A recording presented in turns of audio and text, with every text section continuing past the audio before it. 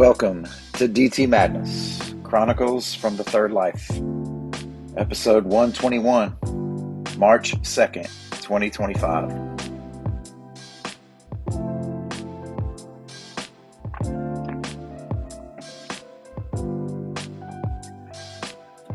So glad you could make it.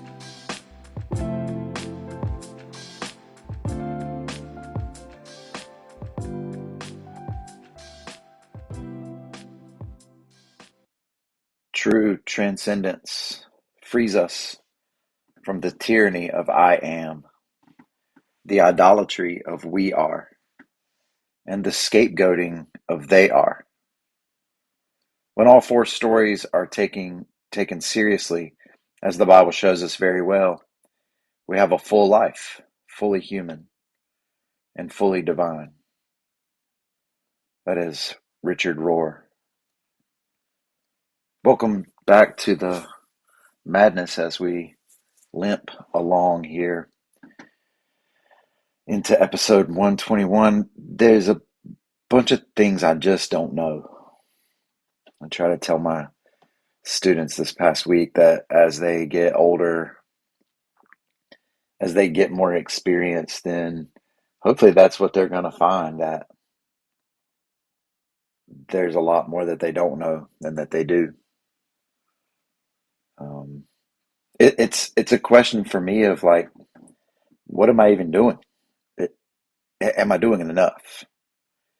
And that's not about self-doubt as much as it is an increasing recognition of the time, of how really brief this journey, this side of things is, and the moment that we find ourselves in.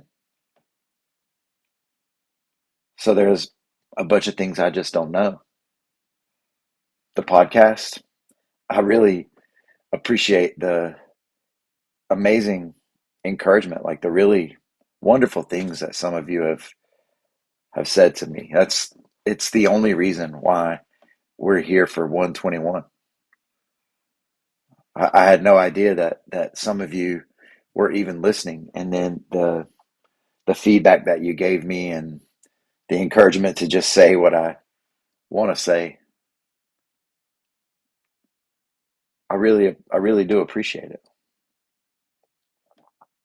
And I have freedom here. You know, there aren't very many people listening to this podcast, and so it gives me a freedom that I don't have necessarily in the other platforms. I was able to download the previous episodes, and so losing all of my content, which is what happens if you delete your Podbean account. They just go ahead and delete your content. That isn't a worry anymore. So I do have all those on my drive on the Mac. So mm, we'll see. It's a few more weeks until my automatic renewal kicks in. I think it's like a buck 50. You know, it's $150, and I don't know. I already canceled my little DT Madness brand. I'm not sure if I have to renew that. So we'll see. We'll see.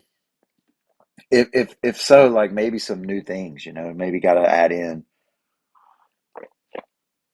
some new things. A microphone. My friend Matthew has assured me that he has got what I need, um, and that will gift that to me for my birthday that passed a month ago or so. So the microphone will make it sound a lot better than me just talking into this can here. Maybe I'll rearrange or spruce up the nook here and uh, put the camera on. You know, maybe even have some live video clips, not necessarily live, but some video clips. Incorporating it into the Insta. I don't know. What do you think? How can I accommodate the podcast here to make it fresh?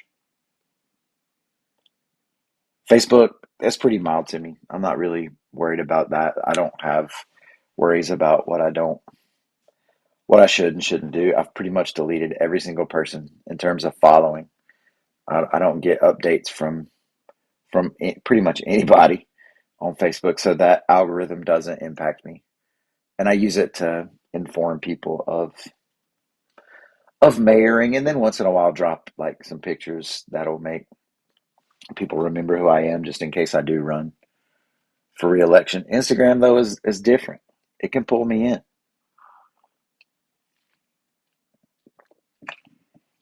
Sorry, I got my purity coffee going here. I got my patchouli incense burning too. But Instagram can pull me in. I've found myself more and more like in the last couple of days. Um, and what is the value of that to me? What information am I getting that's valuable to me? That is not that isn't high. Although I will say that it does help me stay, it does allow me to stay connected to that universe. And I think that helps me be relevant to the kids that I'm teaching. Again, I don't know if that value outweighs, if it outweighs the cost. What is the value of what I post and what I share? I like to, I've got the quote of the day going, and I like that, and that's helpful for me. Um, I like to drop pictures of some of the things that we're doing in class. I like to drop quotes that I think maybe will reach the ears of some of the people that I teach sometimes. But it does, it sucks me in and gets me wound up tighter than I want to be. I just don't know. Teaching, we're kind of getting into a groove. We made it through February. Um, I I've seen some of the things. Oklahoma, I guess, is the main one, and they're beginning to mandate the Bible be taught as history and literature, and they're buying the Trump, whatever, the Trump Bibles. I guess, I don't know. Maybe I just saw that on Instagram. See, uh, and like, I figure we have a pretty conservative legislature, although our state house, our governor and superintendent aren't. So maybe that Bible curriculum isn't going to be mandated. But I did pitch the idea that I would like to that I would like to teach that if it came our way. I've been having pretty good debates with the kids in AP Seminar and AP Government, in particular, and just trying to. I don't care. I really go out of my way to tell them that I do not care about the content of what they say to a certain extent. I do not care. I am not trying to get them to change their minds on policy issues that they've settled on. I just want them to go beyond like the memification of life. I just want them to have to learn process, to learn critical thinking, and to not settle for how memes are so capable of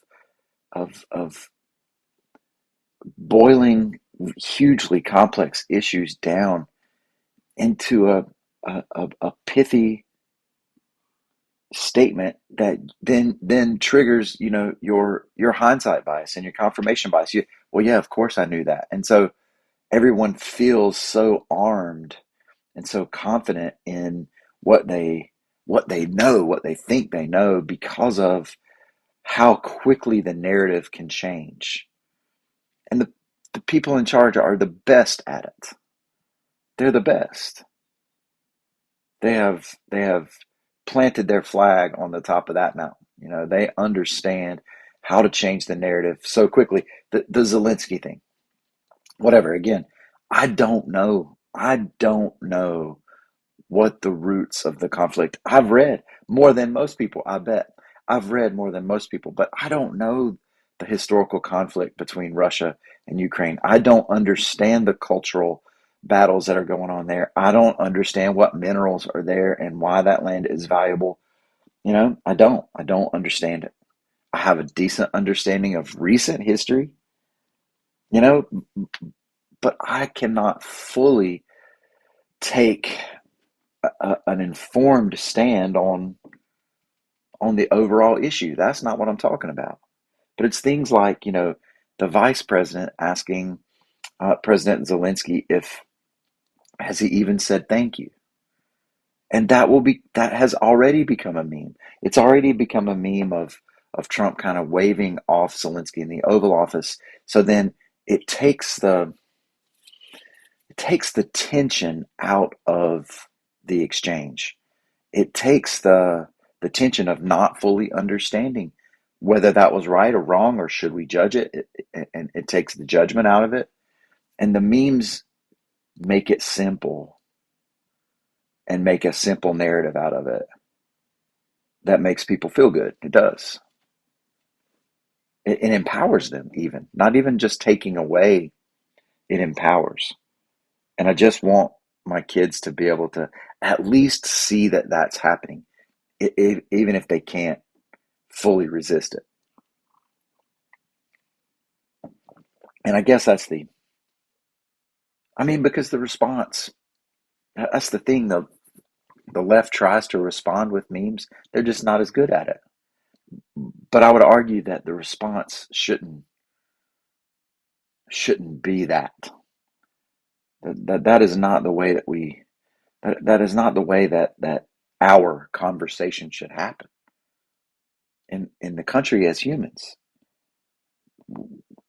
We can't boil these things down to a 10-second reel or whatever. Anyway, I I'm, I do love teaching and I'm pretty good at it, you know. And but my friend drew a piece of art, created a piece of art a week or two ago, and it was critical of the president because he fashioned himself as king, and maybe that's just trolling. Which again, like, come on, man, where are we? But I was a little hesitant. I was hesitant to repost that because I'm not sure how secure my First Amendment is. I have a little bit of nervousness about the security of my job. Anyway, tennis coaching is great. It's a lot, but man, I've got a bunch of sophomores and a couple of freshmen and a couple of seniors who are handling the season very well. And man, those guys, and I get to teach them things too. And so that's not something that I worry about. Mayoring as well. Um, you know, just trying to get some stuff done this time of the round. They're just a bunch of things I don't know. Like, you know, do you know what the core of the earth is? I mean, when you think about the core of the earth, the center of the earth, what do you think?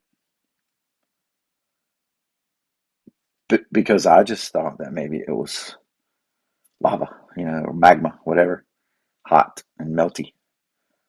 I don't like that word melty. But Isaac tells me that it's solid, nickel and iron, and that it's because of the gravitational forces and whatever that it's so compressed or whatever that it doesn't get to the melting point or something like that. And that blew my mind. That really did. It blew my mind. And there's so many things like that, so many theories, hypotheses, and so much literature that's been written. And I am just not even scratching the surface of those types of things because I live in my own time, in my own corner of the world. And even though I've read and read and read, my perspective is so limited.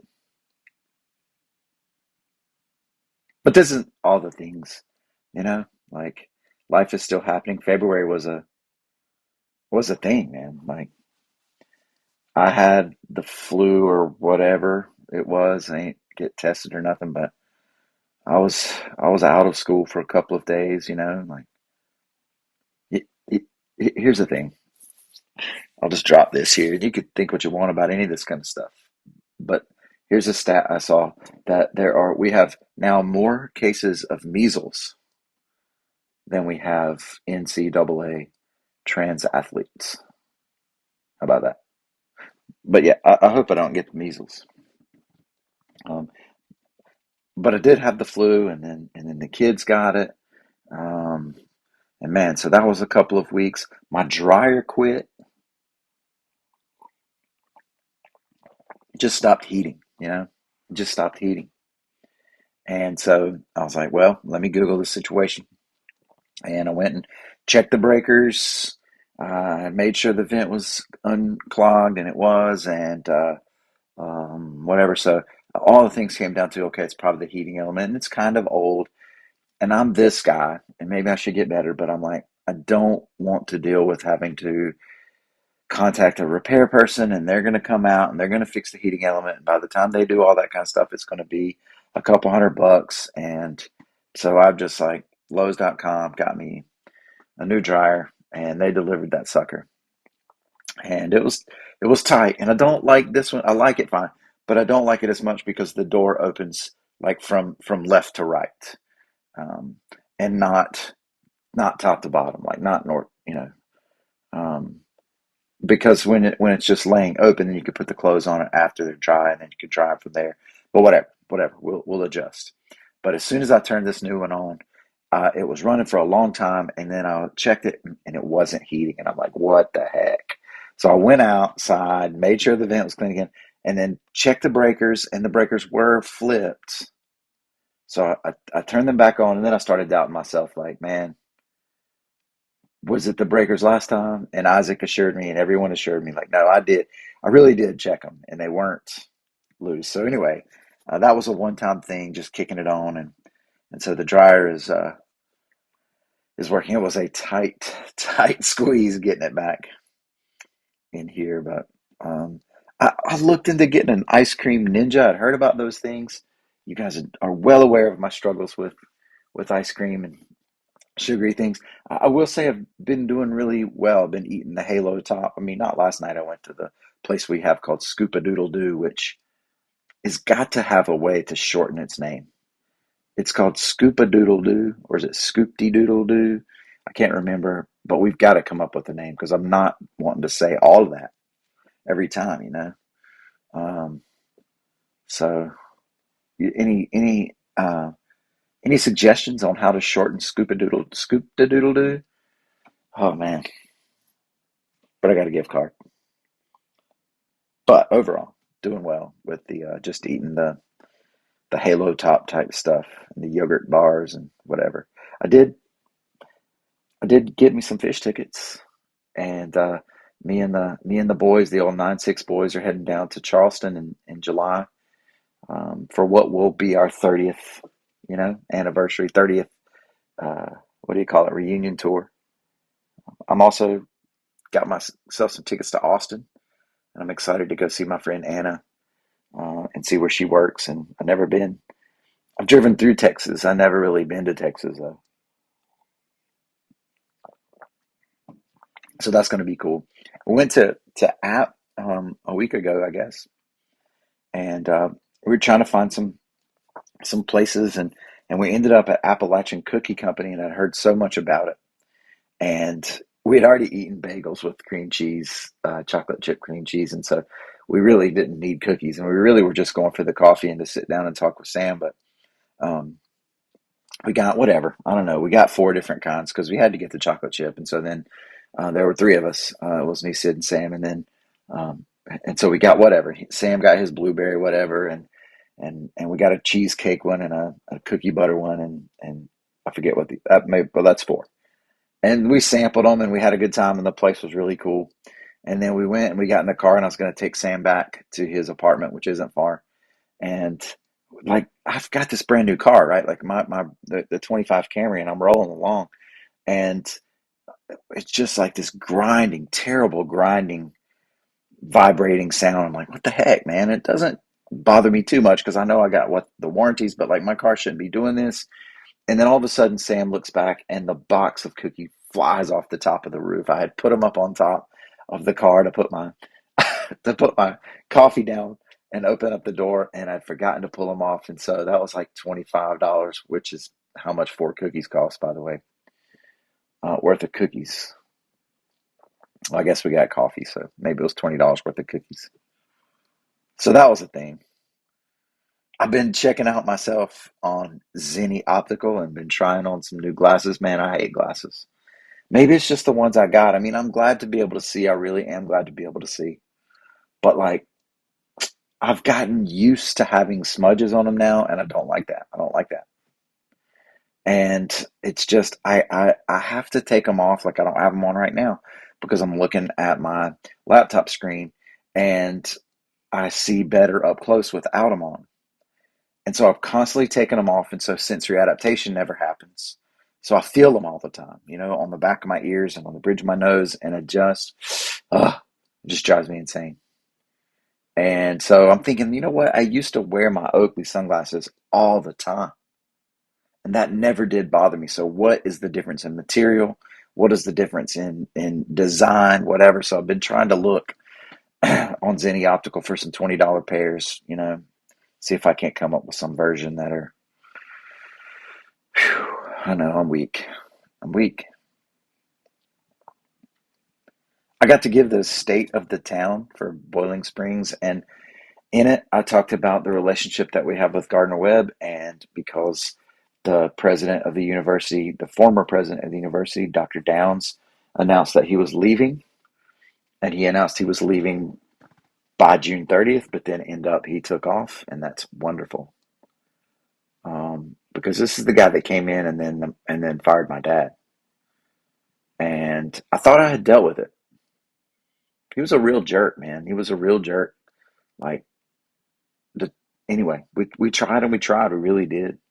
And I tried to put my personal situation to the side. And I feel like I did a good job, but I didn't realize how much of a burden it was that I was still carrying around. That I understood the word elated. That was the best form. There was elation when I heard that he was leaving.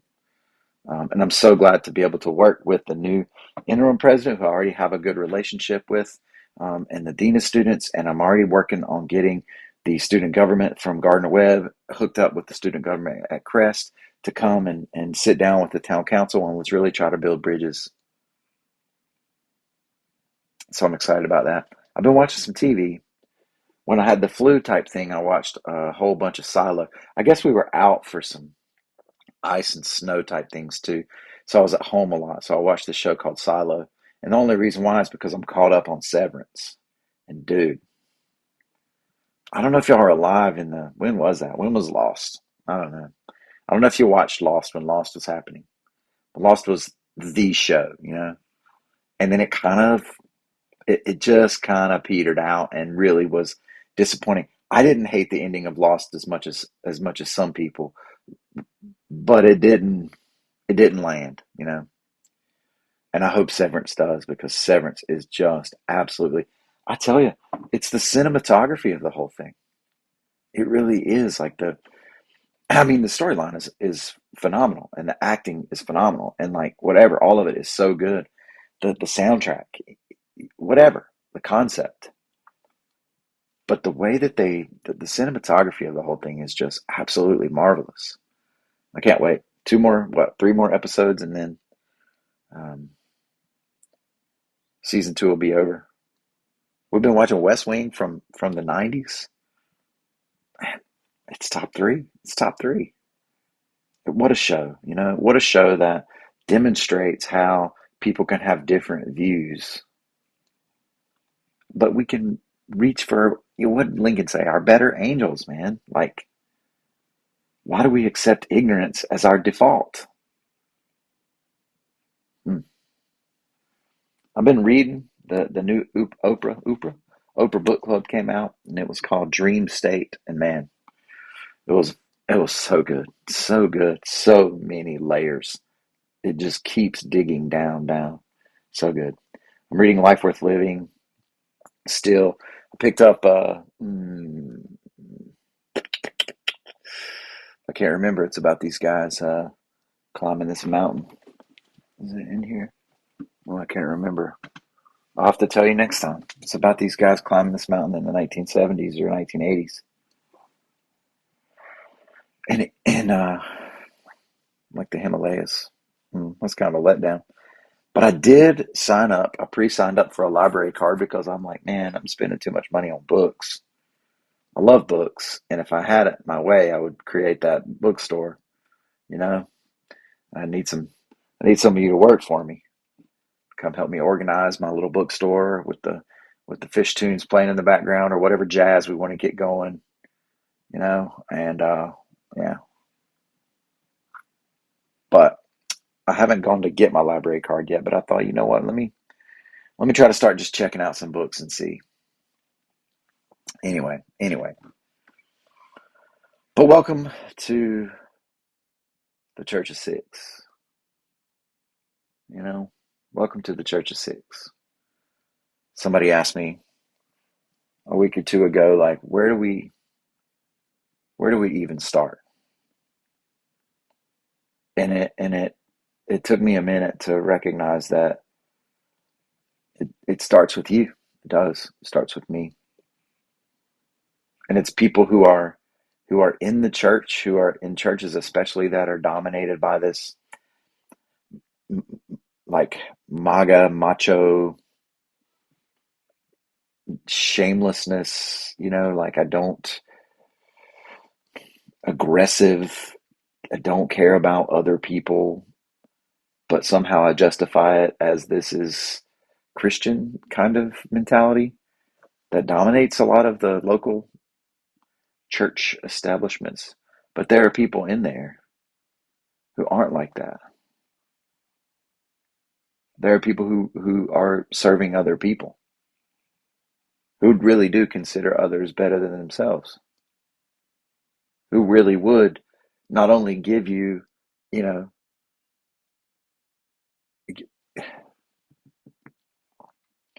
people be willing to give you the coat off their back, walk a mile in your shoes, because that's the way. But in the end, you've done it. I've done it. We have we've done it. We have existed, and there is nothing else. We have won the game. I have proven all I'll ever need to prove. You have proven all you'll ever need to prove.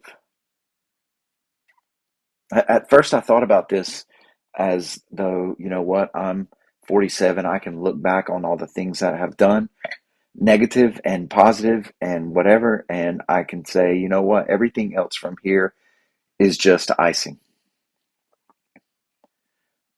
That everything else in life, as life goes on this side, whatever that means, is bonus.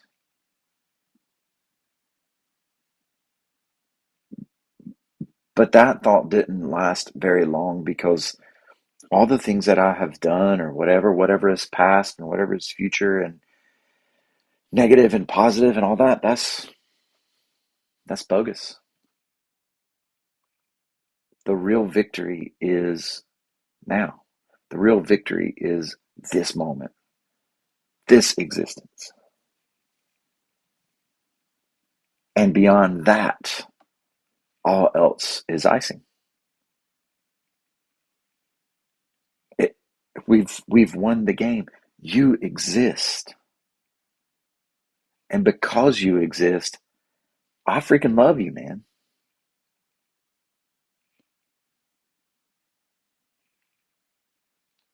It doesn't mean to stop.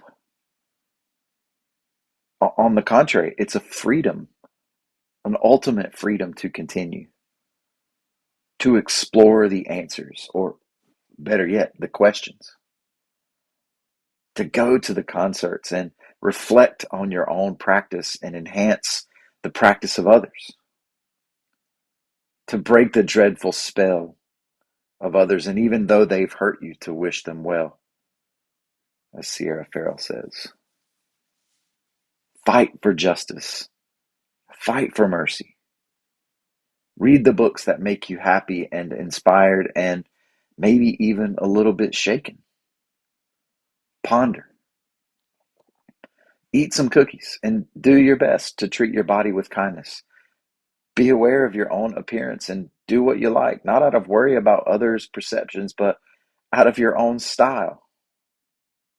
Yeah, style. I like that. Be you, exist, and impact the existence of others. You will, whether you want to or not. So make it count. There's this whole thing, like Paul writing in the New Testament says, "For I am not ashamed of the gospel."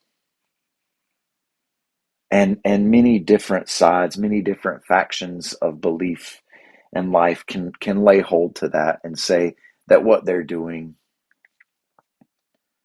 is justified because it's the gospel, and that's religion and humans. But here's what I'm not ashamed of. I'm not ashamed of seeking peace and unity and letting others be who they are. I'm not ashamed of loving the other or the so-called outsider. I'm not ashamed of being seen as meek or not as manly because I I'm not ashamed of mercy or forgiveness or asking for forgiveness. I'm not ashamed of the recognition that in order to gain life, I have to lose it. I have to become less, not putting up monuments to myself, but doing things with one hand that the other hand isn't even aware of, not seeking glory and adulation for myself, plowing along and planting sequoias, making ripples, even if nobody ever knows.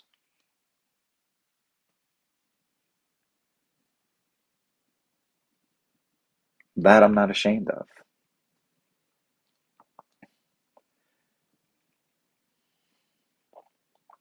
I wish that was what more people considered the gospel. And here's a real life example. My oldest boy, Sam, he's been doing some field work.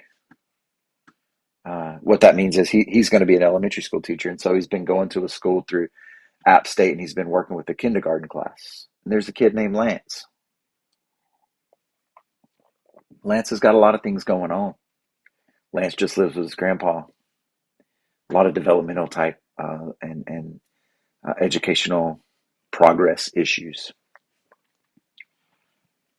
And one of the things that Sam does for Lance is that when they go out to recess, Sam goes to the monkey bars first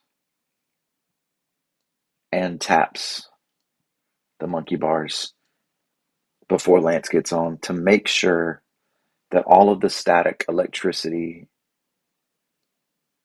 zaps him and not Lance. Because that little shock it'd throw the kid off. Maybe literally, but certainly it would trigger some things. That, my friends, is the gospel. Doing unto others, not settling for these pithy memes that make you feel self-righteous, but loving others. Richard Rohr, true transcendence frees us from the tyranny of I am, the idolatry of we are, and the scapegoating of they are. When all four stories are taken seriously, as the Bible shows us very well, we have a full life, fully human, and fully divine.